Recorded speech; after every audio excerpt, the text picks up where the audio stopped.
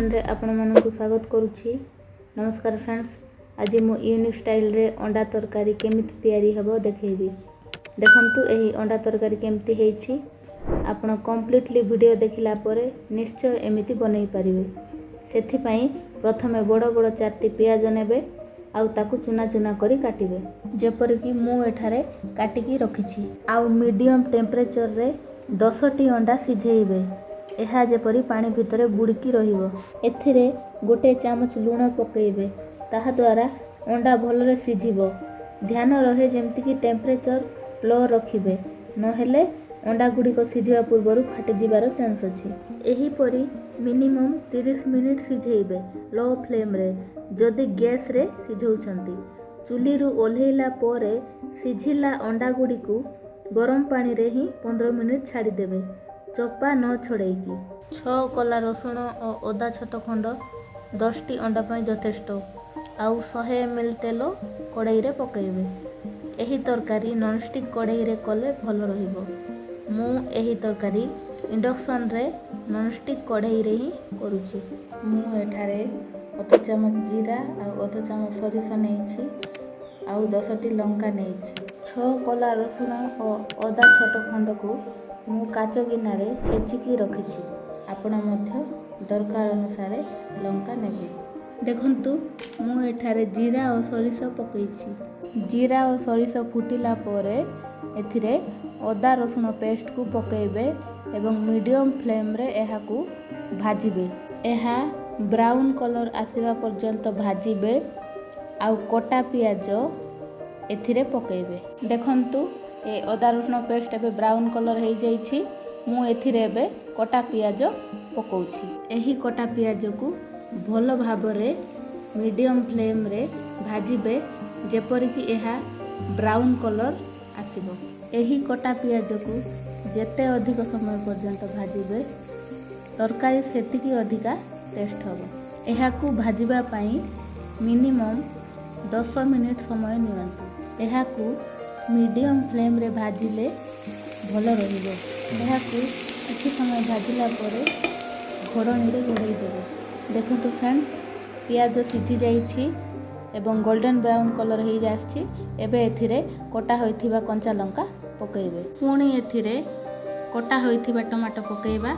मु एथिरे 10टा अंडा पई 2टा बड़ बड़ टमाटो छोट छोट करी काटि नेइथिली, ताहा पकेइली। एहा परे एहा को भल भाबरे घांटी देबे। आउ एथिरे 1/2 चामच हळदी गुंड पकेइबे।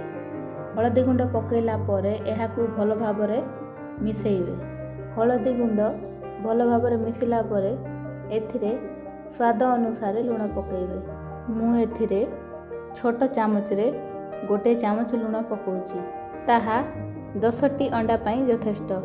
लूण पकेइला परे एहा को भल भाबरे घांटी दियंतु। तापरे घोड़नी पकई दियंतु। ताहा द्वारा लूण एथिरे भल भाबरे मिसी जिवो। घोड़नी पकईकी मीडियम फ्लेम रे एहा को 15 मिनिट पर्यंत सिझिबा को देबे। एहा परे एथिरे 2 चामच गरम मसला पकेइबे। देखंतु फ्रेंड्स, मु एठारे गरम मसला पकई सारिछि। एबे एथिरे कटा जाइथिबा धनिया पत्र पकेइबा। आउ किछि समय सिझिला परे एथिरे पानी पकेइबा। मने रखंतु एथिरे गरम पानी पकेइबे। ताहा मध्य कड़ाई रे अधा जाए रहिबो। एहा को हाई फ्लेम रे 5 मिनिट पर्यंत फुटेइबे। देखंतु मो इंडक्शन रो फ्लेम बढ़ाई देइछि। एहा परे सिझिथिबा अंडा गुडी को 5 मिनिट पर्यंत अलगा कड़ाई रे तेल पकेइकी फ्राई करिवे। चामच रे टिके लेउटाई देउथिबे। देखंतु फ्रेंड्स, मु जेमती स्लोली धीरे धीरे एठारे अंडा गुडी को लेउटौछि। देखंतु फ्रेंड्स, मु एठारे इंडक्शन कड़ाई रे बसैथिबा मसला 5 मिनिट रु अधिक सिझी गलानी। मु एथिरे फूड कलर अल्प टिके मिसेइकी भल भाबरे घांटुछि। आउ एपटे देखंतु एठारे अंडा गुडी को भल भाबरे फ्राई हो जाइछि। मु छुरी रे तेल लगेइकी अंडा को भलरे धरी काटुछि। आपण माने मध्य एही परी काटिबे। आउ मोर काटिबा संपूर्ण हो जाइछि। एपटे देखंतु इंडक्शन रो मसला मध्य सिझी जाइछि।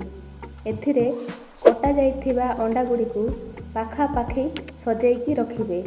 ଆଉ ଏହାକୁ 5 ମିନିଟ୍ ଭଲରେ ସିଝିବାକୁ ଦେବେ ମିଡ଼ିୟମ୍ ଫ୍ଲେମ୍ରେ, ଯାହାଦ୍ୱାରା ମସଲା ଗୁଡ଼ିକ ଅଣ୍ଡା ଭିତରେ ପଶିବ। ଦେଖନ୍ତୁ ଏହା କେତେ ସୁନ୍ଦର ଦେଖାଯାଉଛି। ଏହା ଖାଲି ସୁନ୍ଦର ନୁହେଁ, ଟେଷ୍ଟି ମଧ୍ୟ। ଏହିପରି ଅଣ୍ଡା ତରକାରୀ ବନାଇବା ପାଇଁ ଭିଡ଼ିଓଟିକୁ କମ୍ପ୍ଲିଟଲି ଦେଖିବେ। ତାହାଦ୍ୱାରା ଆପଣ ମଧ୍ୟ ଏହିପରି ଅଣ୍ଡା ତରକାରୀ ବନେଇ ପାରିବେ। ମୁଁ ଏହିପରି ବହୁତ ଥର ବନେଇଛି। ଏହା ବହୁତ ଟେଷ୍ଟି ଲାଗୁଛି। 5 ମିନିଟ୍ ସିଝିଲା ପରେ କଡ଼େଇର ଘୋଡ଼ଣୀ ନ କାଢ଼ି ଏମିତି 10 ମିନିଟ୍ ଛାଡ଼ିଦେବେ। କାହିଁକି ନା ଅଣ୍ଡାକୁ ମସଲାରେ ପକାଇବା ପରେ ଯେତେ ଅଧିକା ସମୟ ରଖିବେ ତାହା ସେତିକି ଅଧିକା ଟେଷ୍ଟ ଲାଗିବ। ଏହିପରି ସୁସ୍ୱାଦୁ ତରକାରୀ ପାଇଁ ପମି କିଚେନ୍କୁ ସବସ୍କ୍ରାଇବ୍ କରନ୍ତୁ, ଲାଇକ୍ କରନ୍ତୁ, କମେଣ୍ଟ କରନ୍ତୁ। Thank you.